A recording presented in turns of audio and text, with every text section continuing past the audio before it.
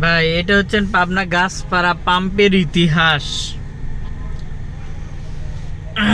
ওইখানে আমার আগে কমপক্ষে 1 ঘন্টা আগে এই পিক আপটা এই জায়গায় গ্যাস নেওয়ার জন্য আসছে। 1 ঘন্টা আমি পাবনা শহরে ঢোকার সময় দেখি যে এই গাড়িটা এই জায়গায় সিরিয়ালে। পাবনা শহর থেকে ঘুরে এসে আমি এখানে প্রায় 20 মিনিট ধরে আমি নিজেও রাখছি এই জায়গা।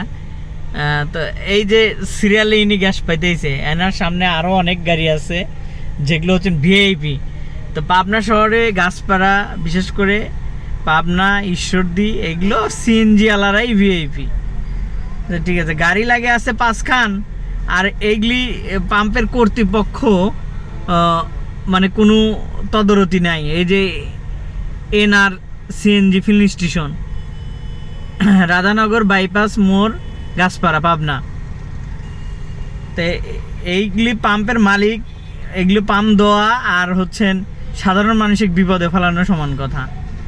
তো আপনারা যারা এই পাবনায় এই পাম্পের যারা গ্যাস নিছেন, যারা ভুক্তভোগী, তারা এটা জানেন ভালো করে। ঠিক আছে, তো আসলে এই পাম্প আলার কোনো জ্ঞান নাই। যে এই পাম্পের মালিক তাকে একটু জ্ঞান হাওলাত দিবেন, বুদ্ধি হাওলাত দিবেন, তাহলে ইনি এই পাম্পটা পরিচালনা করতে এনার সুবিধা হবে। আমার মনে হয় যে ইনি সিএনজি আলার থেকে অনেক ছোট লোক, যার কারণে হচ্ছেন ইনি এইভাবে আর কি এই পাম্পটা সিএনজি আলাদের মতন করে পরিচালনা করে। বাইরে থেকে একটা লোক আসলে সেটাকে যে সিরিয়ালের সাথে মেনটেনেন্স করতে হবে এটা করতে পারে না। ইনি অযোগ্য পাম্পের মালিক। ঠিক আছে, এর থেকে বেশি বলার কিছু নাই আমার আর। ঠিক আছে, আপনারা একটু এটা আপনারা নিজেরাই করে দেখবেন, বিবেচনা করে দেখবেন যিনি কোন টাইপের মানুষ।